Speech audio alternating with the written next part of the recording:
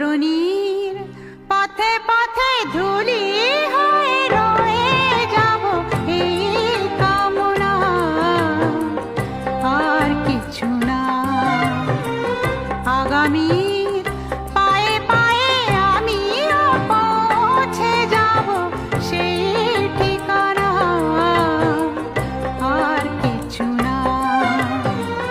ধরণীর পথে পথে ধুলি হয়ে রয়ে যাব এই কামনা, আর কিছু না।